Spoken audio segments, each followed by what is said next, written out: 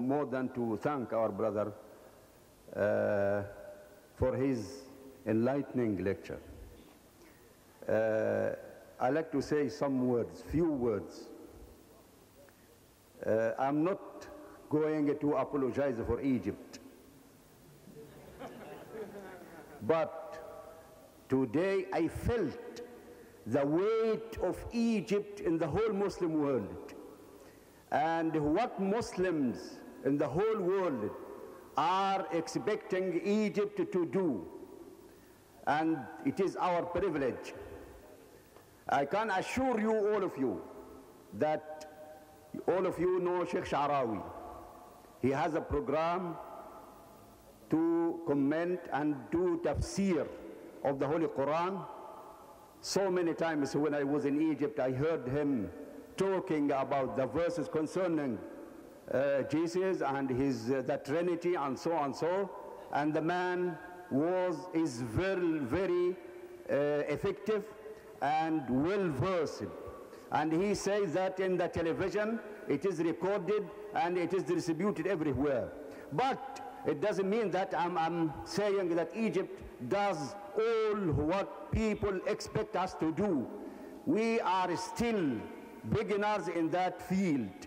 And I can tell you something, that a great or a big shot in that big figure in the church by name Ibrahim Khalil, he was astonished at the bitterest enemy I ever have seen in Egypt against Islam, and alhamdulillah now he is a Muslim and preaching Islam. His name is Ibrahim Khalil, and he is still carrying the name. I'm not going to tell you what happened in my village. The priest, when he embraced Islam, it is true that nobody preached Islam to him, but he embraced Islam and sent to my uncle to give witness that he became a Muslim, and he asked him, would you please, I will die in such and such a date, and I will die in such and such a moment, would you please come to take me to bury me with my Muslim people? And he said to him, look, if there is any conflict, because we have a good number in our village, I'm very sorry for that, we have a good number, and we didn't work within them, as he says, we have a good number of Christians.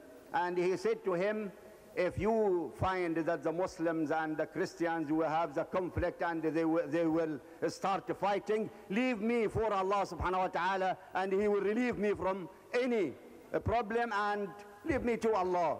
So my uncle went there, and it started fighting. The police came, the Attorney General came, and there was a big fight. So at last he went to the body of that priest and said to him, so and so, I did all what I can do, and I carried out your will. Now I am helpless. I can't do anything. As you told me, I will leave you for the sake of Allah subhanahu wa ta'ala. And asked the Muslims to scatter.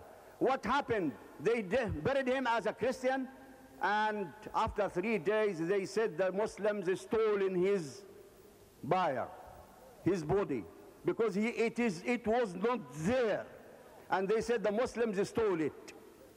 Anyhow, now I felt the responsibility as an Egyptian. I felt the responsibility. I feel that the most of the people or the Muslim world are expecting from us to do more and more, but sometimes we are weak, and sometimes I quote a verse from the Holy Quran when Allah subhanahu wa ta'ala says to his prophet, إِنَّكَ لَا تَهْدِي مَنْ أَحْبَبْتَ وَلَكِنَّ اللَّهَ يَهْدِي مَنْ يَشَاءُ. You will not guide whom you like, but Allah subhanahu wa ta'ala gave guidance to whom he likes. It doesn't mean that I'm trying to excuse myself, no, but it is our responsibility, and thanks to our brother who evoked us and provoked us in our minds to do more and more. Now let us start the questions. Why you don't start some kind of course for us to teach us to say doctrine and you go for a year? Under the tree outside, you start the course and we join you. This is the question. I will repeat it for you.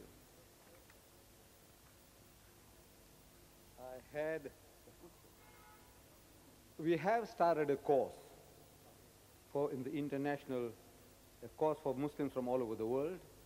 And the question was, well, look, lecturing is good, you know, we like it and we appreciate it, but what about starting a course of training people to do the job?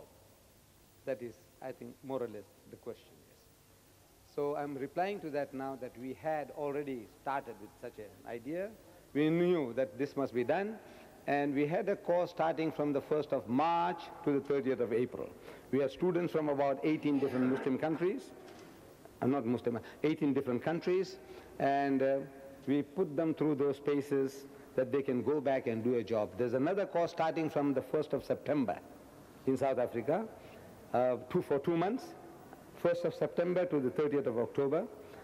Any young man who feels like doing dawah work, propagation, we give them a free air ticket from wherever you are to our country.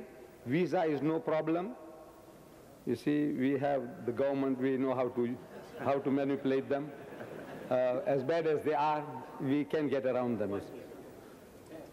Here, I see it's getting, first we want charity begins at home. We are there at home, and we are also, in other words, we are also learning. See, had these people, we have teething troubles, all that, instead of coming here, and then we find that, you know, making a mess of it, we rather do things at home. So we had the people there, 2 months, free boarding, free lodging, free air ticket. We're starting another one. And I have in mind, you see, I went to Cambridge University, and that gave me some ideas. I saw the youth there at the Cambridge University, the Muslim youth, they are on fire. They want to do propagation. They want to give battle to the Christians. I said, right. Then for people like that, we're going to have a 10-day course, only 10 days. In 10 days' time, we'll give you a sledgehammer, how to crack the Jalud skull. Inshallah, we start with Cambridge, we start with Oxford, and inshallah, around here as well. But for the moment, we are having this 2 months course in South Africa. Right. Inshallah, you make the application, you come and then you come back and teach. Yes, make the application, we will go through it. We want soldiers now. You see, people who had their days, you know, like, you know, retired gentlemen, this and now, as an ornament, you want to have this information, useless. We want the type of young men who can go and knock at people's doors. Because the Christians who are knocking at your doors are not DDs. They're not doctors of disease. They're not reverends. They're not bishops. They're ordinary people. See, they're worked up. We want ordinary young men who have the guts to go and knock at people's doors. That type of young men we want now. The first batch we had was all those degreed people. Now the degreed people, now we discover the mentality is different. They feel ashamed.